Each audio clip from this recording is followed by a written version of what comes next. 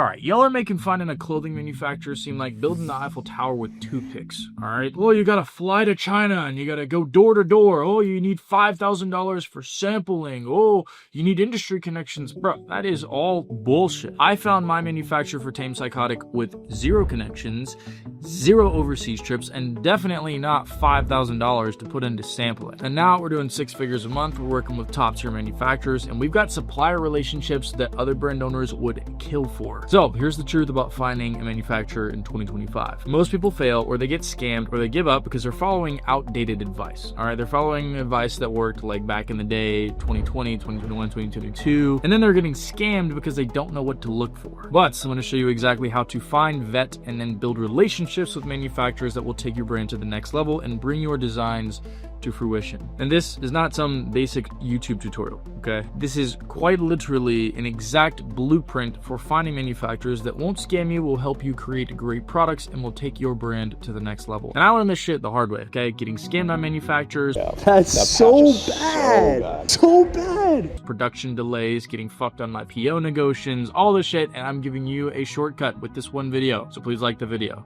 because you're going to like the video by the end of it, because we're going to cover everything. All right, we're going to go over how to find a manufacturer to match your exact needs, the secret to getting quality samples without wasting all your money, how to negotiate with your manufacturer like a pro even if it's your first time doing it, and building supplier relationships that get you first priority treatment. That one's very important. So if you're serious about building a real clothing brand and not a drop shipping store with a logo slapped on it, then lock in for the next 10-15 minutes. We're gonna get you right. This is exactly what I wish I'd had whenever I first started. Okay, so first things first, all right, and that's gonna be deciding what kind of manufacturer you need to make what you wanna make. And this isn't about jumping straight into Alibaba and just messaging random factories, okay? This is about understanding what your brand needs to succeed. So first I wanna go over the different types of manufacturers, all right? You've got your cut and sew manufacturers, which is the manufacturers that create garments from pretty much scratch, custom garments. You've got your blank providers with print or embroidery customization, which is really, really easy for beginners.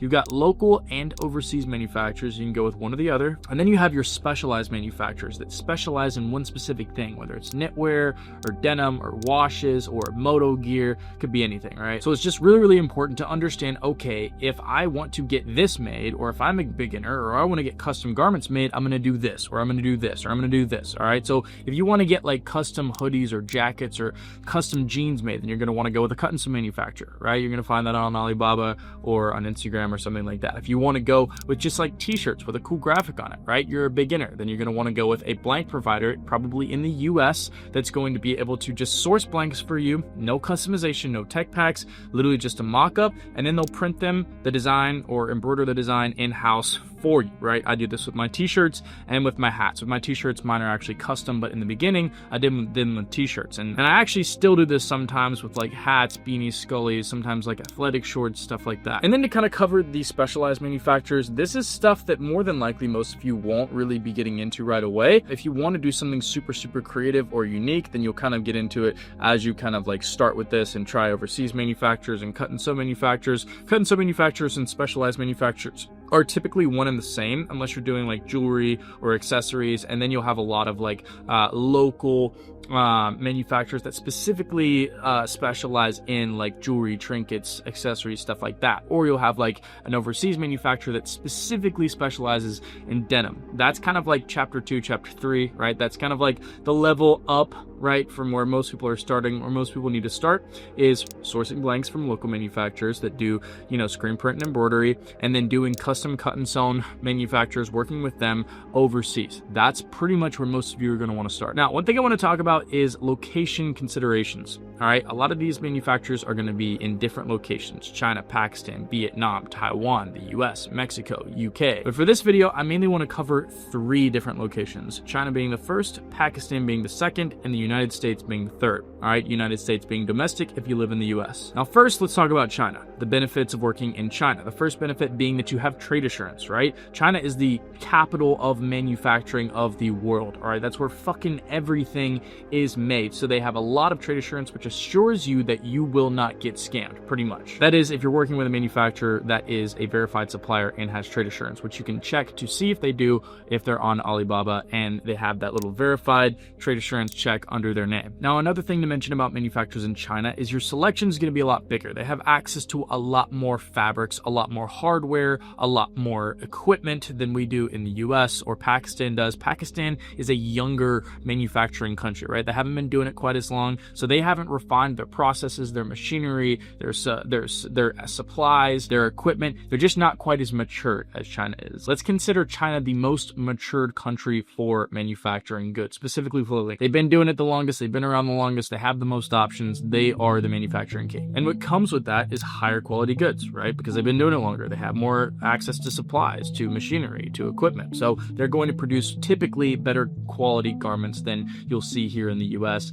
and also Pakistan. And also one stigma that goes around is, and I'd like to add that a lot of people will hear made in China or that our clothes are made in China, my clothes are made in China, and they'll be like, oh, well, like China's cheaper, you know, I want my stuff made in the US where it's good quality. And that's just false, all right? China's been doing this for longer. They do it at a higher volume, they do it for more companies, they have more supplies, they have more fabrics, more hardware, more equipment. They are just better than we are at manufacturing. Ask any brand owner, any experienced brand owner about the quality difference between US and China, or just China and literally any other company besides Italy, and they're going to say that China is the best. China is the best, all right? And I'm vouching for China personally here because I have experience in Vietnam and Pakistan and US and China's the best, and it's not even close. So let's just get rid of this whole narrative that China is cheaper and lower quality, because you're just wrong, all right? And your inexperience is showing with you saying that. Now let's talk about Pakistan manufacturers, all right? This is another major manufacturing country that a lot of clothing brands work with, and I would consider it a very good entry-level country to work with for manufacturing, simply just because typically they'll have lower MOQs, which is a minimum order quantity, which means you won't have to purchase a load of garments for your bulk order to purchase at all. You can purchase fewer garments in your bulk order, and they also, a lot of the time, will have cheaper prices, simply just because, again, they don't have the justification to charge the prices that China can, because they don't have the capabilities that China does. Their screen printing is going to be different, their cotton's going to be different, their methods are going to be different, their machineries are going to be different, their factory conditions are going to be different. They're just not quite as matured, which is why they charge less for garments and why their MOQs are typically a little bit lower, which is why it's typically a decent move for beginner clothing brand owners. But here's the risk, right? There's no trade assurance, which means you can get scammed. I have been scammed before.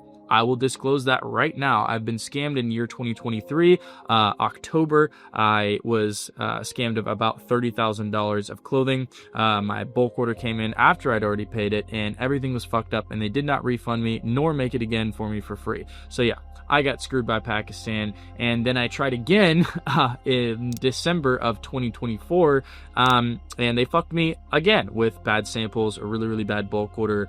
It came in, dyed everything. Everything was stained. It was bad packaging. It was just bad all around, and I most likely will not work with either of those two manufacturers. I am working with one right now that is a little bit better, but it's really, really important to do your homework on these manufacturers. I'm gonna go over that more later on in this video. And now I want to talk about US suppliers, domestic suppliers, all right? The US does make decent quality stuff, all right? But here's the issue. We just don't have what China has. We don't have what other countries have in terms of manufacturing capabilities, because we just aren't that country, all right? We don't have the equipment, we don't have the facilities, we don't have the resources, we don't have the supplies. Even if we did have the equipment, all the supplies would need to be imported from China, all right? Because we just don't have all of it. Also, I might add, it's very, very expensive, and it's not expensive because it's better quality stuff. It's expensive because we don't have the fucking machinery or supplies to do it at scale at the same quality. So to make the same quality as China, the factories have to pay more to make that happen, because we simply just do not have the equipment, facilities, and resources to make it happen like China can make it happen. So US is going to be more expensive. Getting stuff manufactured in the US, specifically cut and sew stuff, is going to be more expensive. Now, the benefits to this is to be able to say that it was made in the US, which literally holds zero weight, because I don't give a fuck if something's made in the US. I care that it was made well and that it was made somewhat ethically, right? And in the US, you're going to get a little bit more ethically made stuff, but it's going to be really expensive. It's going to be about the same quality as China. And the only other benefit is that you don't have to wait on shipping, right? You can ship by air instead of by boat, but you can also ship by air from other countries too, right? And tariffs, that thing is kind of fucking everybody up right now, but tariffs are a temporary thing. It's going to go back down. The US simply cannot sustain the tariffs currently because we don't have the power to produce the manufacturing capabilities that all these countries need to stay in business. So either all of the countries in the US that sell goods that are made in China will go out of business,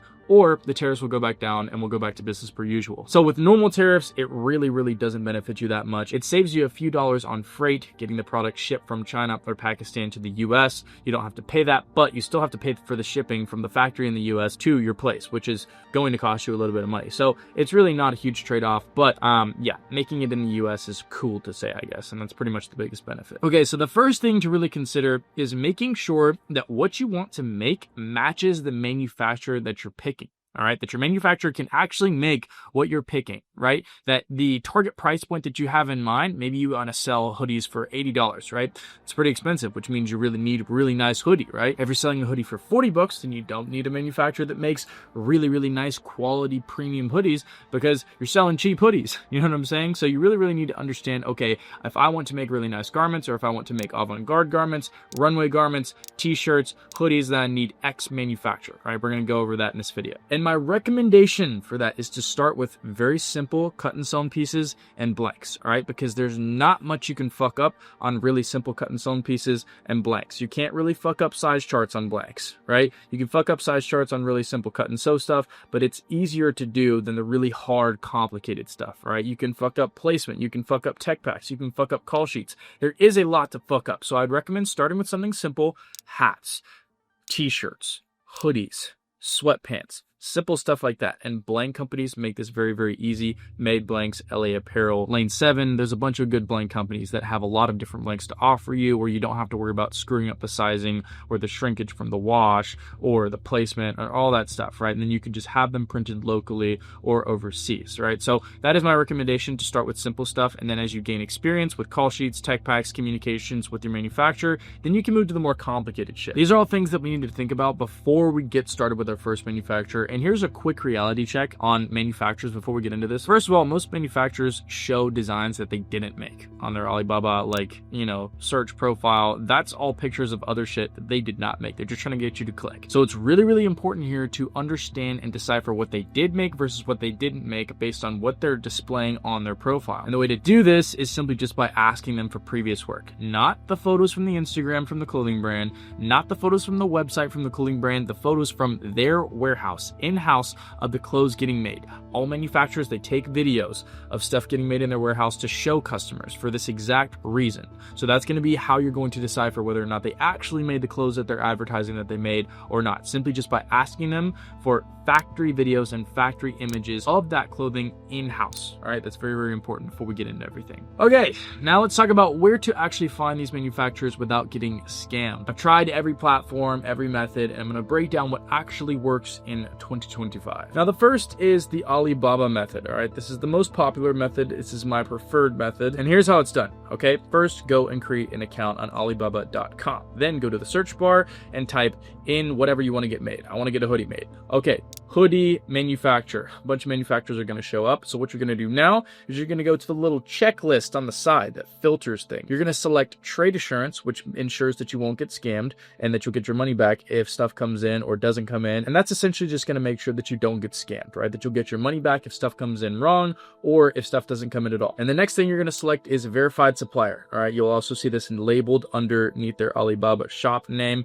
Verified supplier just means they're actually legit, essentially, and verified by Alibaba. It means they're not like a fake supplier, somebody who just made an account on there to collect money and then fuck people over. And then what I like to do is filter by 4-star suppliers or above. So either 4 or 5-star suppliers. 4 is fine, simply just because everybody's going to have a negative review at some point. So it's pretty much impossible to have a crazy 5-star perfect review. So 4 stars pretty much okay. Now, a couple extra measures that you can take to verify that the supplier is good is simply just by going to their supplier profile page page and looking at how much revenue they've done, how much business they've done, because all of that is public on the Alibaba profile page. Another thing you're going to want to look into is making sure they're an actual factory and not a trading company. That should go without saying, but sometimes they're a little bit deceiving and misleading. You're also going to want to review their video content. They should have all that stuff on their website or on the Alibaba supplier profile. You're going to also want to go through their manufacturer certifications and capabilities, which you can also find on the Alibaba profile or on their website. And then you're going to want to actually communicate with them, talk to them, give them your call sheets, give them your tech packs, give them your quantities, give them your specifications for each garment, have them send you previous work that they've done similar to what you want to get made. Really get a gauge on how they communicate. Are they fast to respond? Do they seem like they speak decent English? Do they seem like they actually want your business? Do they seem like a nice person? Do they sound like they know what they're talking about in terms of GSM, in terms of fabrics, hardware, sewing capabilities, all that shit? Get to know them kind of like you get to know a girl or a guy if you're going on a date, right? Except the subject of interest is not getting married. The subject of interest is creating a good product for a long period of time at scale. Now, outside of the Alibaba method, there are other ways to find suppliers. You can go to trade shows like Magic in Vegas or the Canton Fair in China. You can do research on Instagram for manufacturers. A lot of good manufacturers will have Instagram profiles. A lot of the Pakistan ones specifically and US ones specifically, I've noticed. You can go to Makers Row for domestic options. You can look into fashion manufacturing agencies, or you could just get a referral from another brand owner if you have any brand owners that you know in the space. And if you don't have any brand owners that you know in the space, then you can actually message a brand owner or a clothing brand, maybe offer a price that you'd be willing to pay to get access to their manufacturer. They're not going to give it to you for free because they don't want to dilute their positioning and their priority with their manufacturer, right? Because the more customers that a manufacturer has, the slower the turnaround time for each customer gets, right? And people want to keep their manufacturer, turnaround time pretty fast. So they're not going to want to give it to you for free. You know what I'm saying? So offer payment if you have the ability to do so. Otherwise, just find your own manufacturer and build your own relationship without a referral. All right, so first I want to talk about contacting and vetting your supplier, making sure they are a good supplier. And this is where most brands fuck up from the beginning, and what fucks them in the long term is they don't actually do what they're supposed to do whenever they're contacting and making sure they're a good supplier to work with. They don't know what questions to ask, essentially. So here's what you're going to ask whenever you want to reach out to a manufacturer after you've verified that they are a verified supplier, they have trade assurance, they're in the country that you want to have them made in, and they look like they have good previous work and good stuff on their website. So the first thing you're going to say is, hi, my name is X. You're going to introduce yourself, and then you're going to say, I want to get X amount of pieces made of this, and then you're going to send your call sheet or your mock-up or whatever reference photo it is that you want to show them of what you're making, right? And then you're going to say, I'd like you to send me some previous work that you've done similar to this, right? And then they're going to send you videos, right? They're going to be like, oh, hi, I'm so-and-so. Here's some work that we've done previously, right? That's the first thing you're going to do. The second thing you're going to do is you're going to ask them for bulk lead time, right? This is going to be like essentially how fast they can create your bulk order and then ship it out to you from the moment that you pay them, right? Then you're going to ask for sample lead time. It's the same thing, but for samples. And then you're going to ask what their pricing would be, like what they would quote you for X amount of pieces. Let's say 100 t-shirts, just like the one I'm wearing. You'd say, hey, I want to buy 100 of them with these specifications according to the call sheet of the tech pack. How much would that cost me per unit with shipping included? Make sure to ask for shipping included because some manufacturers overcharge for that, some don't undercharge for that. You just want that to be included in your full price because that's the actual price you're going to pay. Now, here it's important to describe your product clearly, which is why it's important to have a thorough call sheet or tech pack included in your inquiry. And I want to give you a few red flags to watch out for, okay? The first is immediate pressure to place an order. A manufacturer that's rushing you to place an order is more than likely a manufacturer that's looking for a quick buck, not a long-term partner. The second red flag to look for is refusal to send previous work. Now, most manufacturers won't do this because they know they're not going to get you as a client if they don't show you previous work, but some manufacturers literally just don't have good previous work, so they'll be like, oh no, we can't, like I'm out of the office, blah, blah, blah, blah, blah, I don't have access, we didn't take videos, yada, yada. If they do that, do not work with them. The third red flag is no trade assurance, all right? That is a big fat red flag. That means they're more than likely not a verified supplier, not a good supplier, don't have experience, and they don't have the ability to provide a good product, which means they're going to scam you. The fourth red flag is unusually low prices in comparison to the other manufacturers you work with. If they have a really, really low price, more than likely they're going to give you a really, really low quality product. You pretty much get what you pay for in this space. Fifth red flag is vague answers about production inquiries and their capabilities, like what they can make. If they're very vague, oh, we might can make that, I think we can make that, oh, we made something kind of similar, like we might have done that before. Those are all very vague responses to the question of what have you made previously, and that's a big fat red flag. And then the sixth, the main red flag, is poor communication, right? Poor response time, poor, language, big fat language barrier. They don't seem to understand English, those types of things. Those are all red flags to look out for. Now, when you're ordering your first sample, this is a strategy that's worked for me and other brand owners as well. Now, you don't want to go straight into production, okay? Obviously, because they don't know what you want to get made, right? They can look at your call sheet and maybe they'll get it right the first time, but the chances are pretty low. So you're going to want to order a sample first before you order your bulk production. Then when the sample comes in, you're going to want to hold it up. You're going to want to make sure it feels right. The fabric's good, the stitching's good, the tag's good. You're going to want to make sure the screen print feels nice. You're going to want to make sure the embroidery is clean, that it's not stringy. You're going to want to make sure that you can't, when you hold it up to the window, to the light, that you can't see through it. That's, typically indication of a good heavyweight garment. If you're looking for heavyweight, you're going to want to make sure it looks good on body. You're going to want to try it on with somebody that you think fits your ideal customer profile's build, right? Who is going to be wearing your clothes? Is it going to be really skinny guys? Is it going to be really big guys, really jacked guys? Maybe you're making gym clothes. How does it look on somebody who goes to the gym regularly, right? You're going to want to make sure it fits correctly. Then you're going to want to wash test it, right? You're going to want to wash it and see if it shrinks a lot. If it shrinks a lot, then, obviously you need to make adjustments to your next sample, or you need to say, hey, these need to be pre-shrunk or something like that, right? If you have buttons or hardware, you're going to want to test the durability of the hardware or the buttons. Give them a little tug, pull them a little bit, button it up and see if there's any give. See if maybe one of them snaps off or something with a little give. If you have a jacket or something, or maybe something that's leather or, denim, you're going to want to stretch it a little bit. Really give it a little bit of a beat test. You know what I'm saying? See how durable it is. It may just rip on putting it on. I ordered a canvas jacket recently from a manufacturer in Pakistan, put it on, bent over, and the whole seam right here ripped off, right? So you're going to want to make sure that the product is durable as well. Now, sample costs are going to seem high whenever you place the order, all right? It's going to be like $100 for a t-shirt sample. Like, what do you mean? But that is the price of making a sample. Samples are just going to be expensive. The sample is not going to be congruent with the bulk price of the item, obviously, and it's actually going to more than likely be way more expensive than you are going to sell it for. For example, for me, I think t-shirt samples are typically like $50 to $100, right? I pay around $21 for a really, really good quality front back, 2-color screen print, and it typically costs me like $100. I sell them for like 60, so it's more than what I sell them for, and that's usual. You can expect to pay that for pretty much all your samples. I think jean samples cost me $200.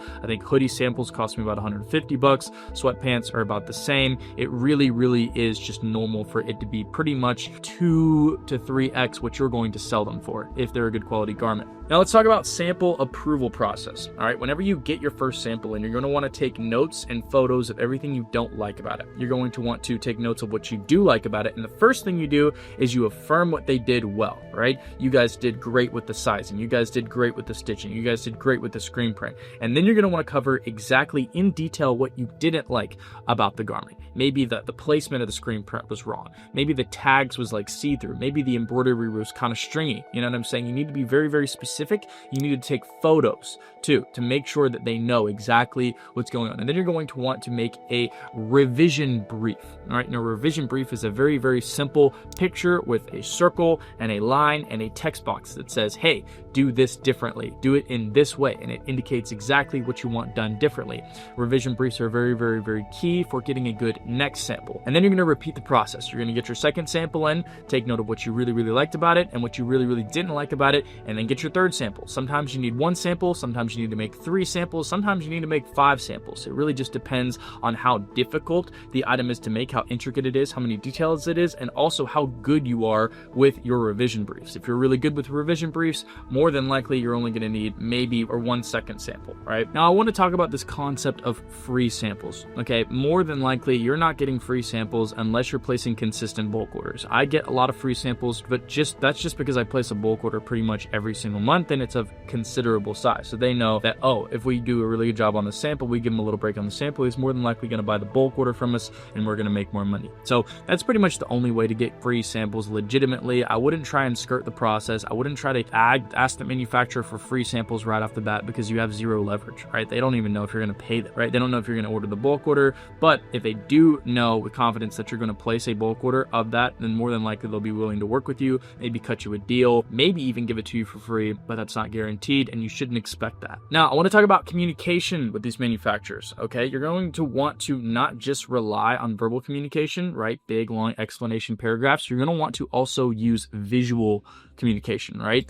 Like I said, revision briefs with like a picture and a circle and then a line from the circle and then a small paragraph saying what you want changed or what you really like, right? This is going to make it very, very clear and easy for the manufacturer to understand what you're saying, what you want, what you don't want, if there is at all a language barrier. Now, another thing with the communication, you're going to want to set clear expectations from the beginning, all right? You're not going to want to switch stuff up. You're going to be very clear when you need stuff done, of your deadlines, of when you're doing your drops, when you want to ship out the products, and in correlation with when your drop lands. All of these things are very, very important, and you need to really take note of those to make sure that you're not getting fucked and that your communication is solid. I've experienced things before where maybe I didn't communicate the deadline well enough with my manufacturer, and then they exceeded by like 10 days, right? And they were like 10 days late, and then my customers were all mad whenever I did a drop, and I thought it was going to be done the same day of the drop, and it wasn't, right? It was delayed by 10 days, and then people got their orders 10 days after I said that they would get their orders. So that's really, really, really important to establish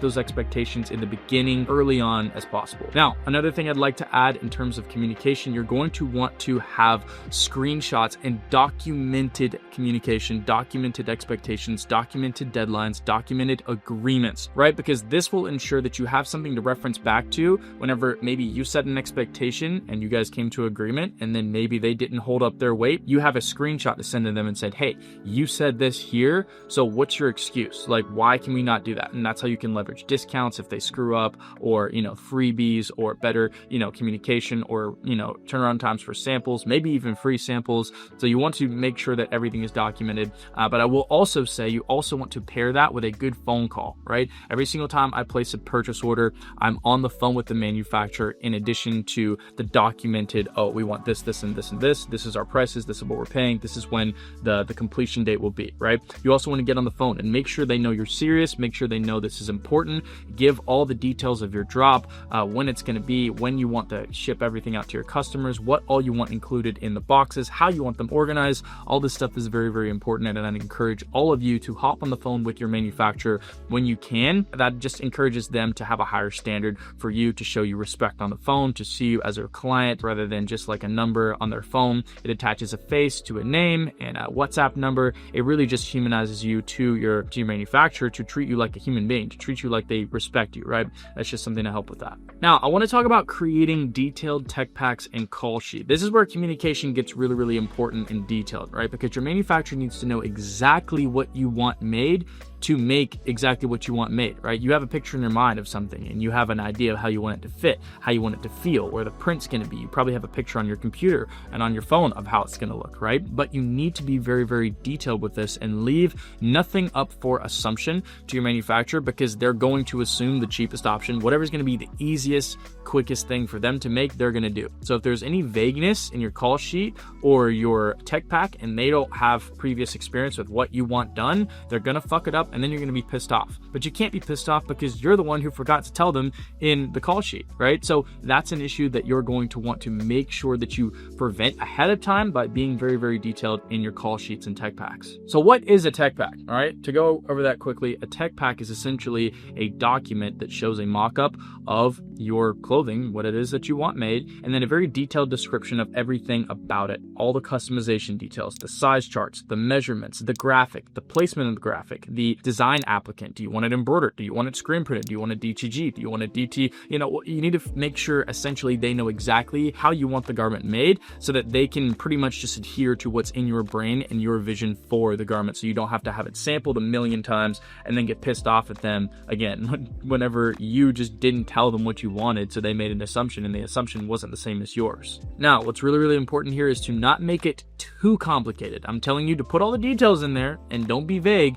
but also Also, don't give the manufacturer too much to screw up on, right? My first tech pack was 15 pages long, right? I went all out. I was not going to cut any corners, and I made it 15 pages long, and they screwed up a bunch of shit because I gave them too many details to get right. All right, so you're going to want to keep your call sheets and your tech packs between 1 and 3 pages. Typically no more than 3 to 4 pages. Any more than 3 to 4 pages, and they're just going to get lost. They're going to forget a detail. They're going to miss something, and something's going to go wrong. All right, so you're going to want to keep your details a little bit more concise. Keep it very clear, concise, and easy for them to understand without leaving out any details. Again, include your mock-up, your size chart, your measurements, your design applicant, your plate design placement, your tagging instructions, the wash instructions. Everything is very, very important. Don't leave any important details on the table. And the ones that are like little tiny nitty gritty, make them clear, but don't go crazy. Don't give them a paragraph explaining how exactly you want the button placed on the thing. Just make it very, very clear, easy for them to understand so they can look at it and in 3 seconds understand exactly what you need. Now, in terms of material specifications, you're gonna wanna specify the exact weight of the fabric, the GSM. You're gonna wanna specify the exact color using Pantones. You're going to want to ask for fabric swatches of fabrics that they have in-house so that you can pick one and pick exactly the fabric that you want to get your garment made from. And if you have any reference photos or anything that shows like, oh, I want to get this kind of made like this, make sure to include those and make sure that they know what the reference photo is. Be very concise on what it is, how you want your product to compare to that, and what you want to be the same. Now, real quick, on size charts, you're going to want to make sure that your size chart is very accurate. And a really, really easy way to do this is just to find a garment that you love the fitting on, right? The garment that you want the same fitting to be for your piece of clothing that you're getting made, and then just use their size chart. Maybe you want it a little bit different. Maybe you want it a little bit longer than theirs. Make the adjustment on the size chart. You're going to want to keep this pretty simple, not too crazy complex. If you're making a shirt, length, width, your chest, and then sleeve length, and then maybe neck, right? I would consider letting them do the neck and then getting your first sample. And if you want the neck to be wider or smaller, then just tell them that for the second sample in your revision brief. I want to warn you guys not to use too many measurements. You don't want to include this measurement and this measurement and this measurement and this measurement and this measurement. That's just too much. It's going to make your manufacturer screw up. So just do your best to include sleeve length, length of the torso, and then width of the torso, and then work out the kinks throughout the sampling process. Otherwise, you're going to get your first sample back and it's going to be all out of whack and you're going to hate it. I know this because I've been there. If you guys want an in-depth video breaking down sizing specifications for each garment, for jeans, shorts, hoodies, pants, jackets, all that stuff, let me know in the comments and I'll make another video for that, but I don't want to waste too much time on that in this video, so let's keep on. Now, I want to talk about reference products. I use reference products all the time, and basically this is where you find a garment that you like, you take a picture of it, you specify in a brief exactly what you want the same about that garment as the garment that you're getting made, and then sometimes you can actually ship off this garment to the manufacturer and say, hey, literally replicate this, but change this, this, and this, and then add our logo, add our tags, stuff like that, right? This is a really, really great way to do things just because they can literally look at it and say, okay, I see what they're doing with this shirt. Let's just copy the measurements, copy the pattern drafting, and then make the changes here, here, and here to make exactly what you want made. I do this all the time. Every single manufacturer, every single clothing brand pretty much does this, every single successful one, and it works really, really well. What this also does is it helps you use competitor products for a quality benchmark, right? It's essentially saying to your manufacturer, if it's not better than this, I don't want it. It kind of gives them a standard of like, okay, he wants something like this, so we can't make something worse than this. Otherwise, he's not going to like it because he's already experienced this. So it needs to be as good, if not better. All right, now let's talk about negotiations and pricing, right? And this is where a lot of brands will leave money on the table due to inexperience. So first of all, you're never going to want to accept the first price, all right? You're always going to want to negotiate just like you do with a car, just like you do at the flea market, all right? And the way that you do this is by basically getting comparable quotes, right? Getting competitive quotes from other manufacturers. Oh, this manufacturer do it for 16 and you're offering 18, you know, can you do 17? You know, stuff like that, all right? You're going to want to get quotes from other manufacturers, show them and be like, hey, like this is the price I'm getting here. Can you do better, right? You basically just want to walk into this with leverage, okay? And your leverage is that other manufacturers want to work with you. They're offering better prices. Maybe their turnaround time is better. And you can also leverage the fact that you could place a much bigger bulk order after sure you place this bulk order so that the next one is just much larger, and they can be like, oh, well, if you're gonna place a bigger order, then we'll give it to you for a little bit cheaper because we know you're gonna put a big fat order down. Now, how much wiggle room can you expect? Well, no more than 15%. Most of the time, it's like $1, $2, $3 difference. All right, you're not gonna get much wiggle room with negotiations for these POs, but $1 makes a huge difference. You know what I'm saying? If you order 500 t-shirts and you can get them for $1 cheaper, that's $500 that you get to keep in your pocket. You know what I'm saying? So definitely negotiate. Also, you guys have probably heard of volume discounts. Essentially, the more product you buy from a manufacturer, the cheaper the price of that product goes, because that means they are making more of them. So that's just kind of how business works. You buy more of something, we give it to you at a cheaper price because you're giving us more business. All right, so the goal should be to work with your manufacturer for a long time and to give them a lot of volume so they'll give you better prices. Right, the more I buy from my manufacturer, the lower my prices go. Right, and that's going to be the same for pretty much every manufacturer as long as you communicate that. Like for example, we ordered 500 t-shirts. Right, they're quoting us $20 a t-shirt. I'm like, all right, if we ordered another 200 because you do $18 a t-shirt, maybe she'll buy it, or maybe she'll counter with 19. Right, boom, we just saved 500, 600, $700. But obviously you're not going to want to jump straight to that. All right, I want to make that very clear. Jumping straight to big giant POs in order to get volume discounts is not going to be the move for you. All right, that's down the line. So you need to start with something like a 50-piece bulk order. All right, nothing more than 50 to 100. Any more than 100, and if as a new brand you're getting fucked, you're not selling all that inventory. There's very low chance that you're going to sell 100 t-shirts on your first drop. All right, so I would stick with 50. 50 is a pretty normal MOQ. That's pretty normal for people to be able to sell. And if you post your content correctly, you market correctly, you get traffic and stuff, you get hype, you tease, you collect your phone numbers, your emails, your SMS, all that stuff, you should be able to sell 50 pieces. Now, payment terms, let's talk about that. All right, you should not be paying 100% of the bulk price up front. All right, what I like to do is break it up into 4 payments. The first being the fabric deposit. This is 25%. And then once they have the fabric in-house, because when you place a bulk order, they have to order the fabric first, then it gets in-house, then they start production, right? That's when you put down your second 25%. Now you put down 50% of the bulk price. You let them finish production, and once production is finished, then you put down another 25%, and then once everything is packaged and ready to ship, you put down the last 25%. So basically, this incentivizes the manufacturer to keep working and to work fast, but also make sure that they're doing a good job because they want to be paid. So if they want to be paid, they better get their work done fast. You know what I'm saying? Now, sometimes you can leverage even better payment structure as your relationship continues to grow. Like for example, I can pay a 25% bulk order fee and then not even pay the other 75%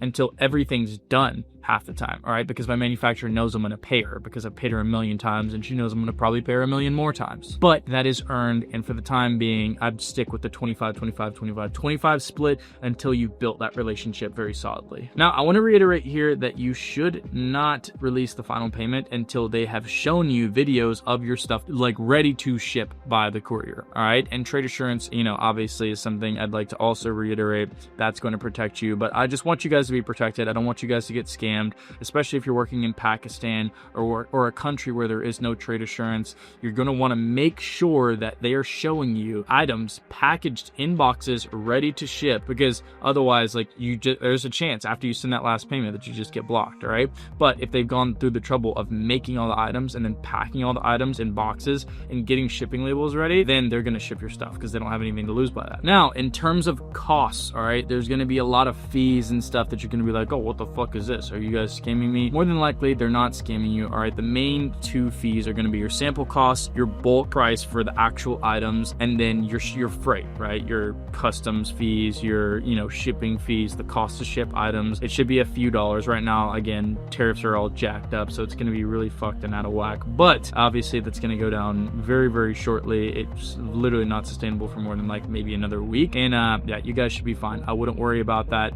Cross that bridge when you get there. It's going to take you guys a little bit to even get stuff produced and sampled and finalized anyways. And if you guys want a video on that, then let me know and I'll do a full breakdown in a separate YouTube video of the tariff situation, what I'm doing, what my friends are doing, and how to navigate that. But for now, let's keep going. All right, let's talk about quality control and production management. So there's a lot of good manufacturers, all right, but even the best manufacturers, they make mistakes, okay? Here's how to prevent them and handle issues when they arise. Now, pre-production approval. This is so so important, and it is mandatory if you want the bulk order to not come out all jacked up. All right, so if you don't want to get a bulk order that doesn't match what you had in your head envisioned, then you need to make sure your top sample, your production sample, is finalized, is exactly how you want it to be. And you're going to reiterate to your manufacturer, clearly communicate, we want it exactly like this. Then after you get your top sample and you confirm your top sample, they're going to give you a production sample, right? Sometimes they call it a print proof or whatever, right? But the production sample is essentially just the first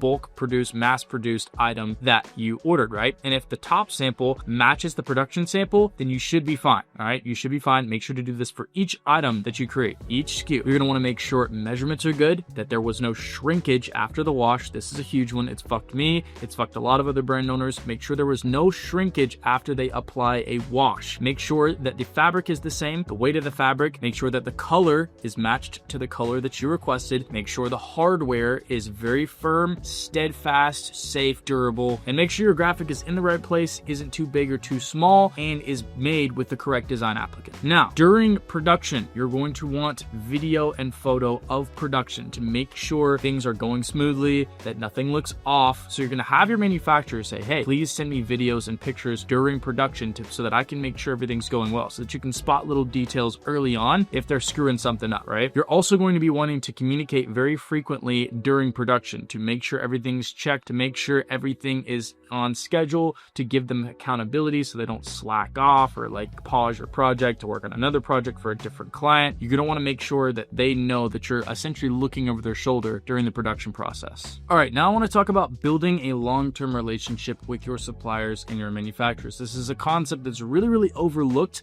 by a lot of other educators in this space, and it's one that I want to cover very, very quickly, but very thoroughly, because your manufacturer isn't just a vendor or an employee. They are a business partner. They're a production partner. They are your supply chain. They're the most important partner or employee that you have in your business. So first I want to talk about communication consistency. All right, you need to communicate very consistently throughout drops and in between drops, throughout POs and in between POs. You're going to want to respect their cultural holidays, their cultural customs. You're going to want to schedule regular check-ins with them, weekly, bi-weekly, once a month. You're going to want to share the successes of your brand with them to make them feel like they are a partner, and so that they can get dopamine from your dopamine and you can get dopamine from their dopamine, so they're more emotionally invested in it, right? You're going to want to thank them and affirm them whenever they do something you really like. You're essentially just going to become the preferred client, all right? The client that pays on time, the client that doesn't get angry and speak out of fucking, the client that doesn't get angry when something goes wrong, the client that's forgiving, the client that affirms good things, the client that's constantly making plans to do bigger, better things. Sometimes you can send them gifts. Sometimes you can make trips to see them, right? My manufacturer has sent me little notes and little gifts here and there with sample orders,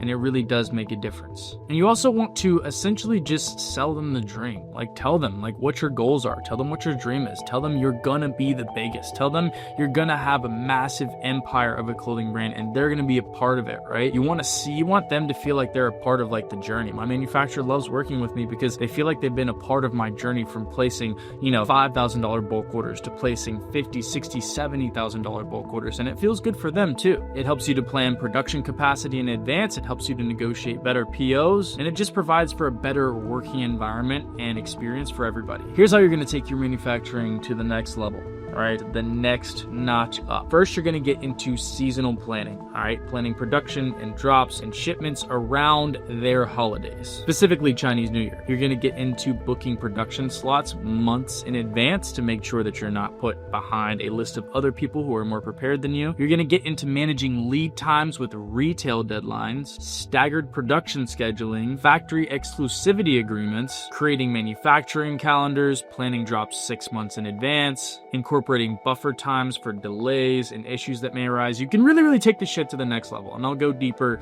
in future videos, but this is really where you can take it. You can build factory QC teams that go off to China and see things in person and really make sure to keep an eye on QC and stuff like that. You can really get deep into this. There's a lot that we can go into in depth here, but if there's anything specific that I just listed that you guys would like me to go more in depth on, just drop it in the comments. I'll make another video on it. Now, I said that finding a manufacturer would be simple. Not easy. And here is the reality, okay? You can do everything that I just said and you're gonna see some results. But you're still going to encounter bottlenecks, constraints, and problems along the way. Because building a relationship with a manufacturer isn't just about following the 1, 2, 3 steps. This is countless decisions to make, problems to solve, and conversations to have. And it is a difficult process. It's something that could take you years of experience to learn before you get to a point where you can do it proficiently. So, you got 2 options, okay? You can do it yourself and go through years of learning and trial and error before finally finding that perfect manufacturing partner, or you can work with me, all right, and skip all the guesswork so that you can take the shortcut to finding a good relationship with a good manufacturer, making good clothes consistently without getting fucked. No bullshit, no cookie cutter formulas, just strategies that work backed by someone who's done it. So if that sounds like you, then take a look in the description of this video and we'll see if you'd be a good fit to work with us. And for now, I'll see you in the next video. Good luck to all you brand owners. I'm in the trenches with you. We're all learning and I'm rooting for you. Good luck, guys.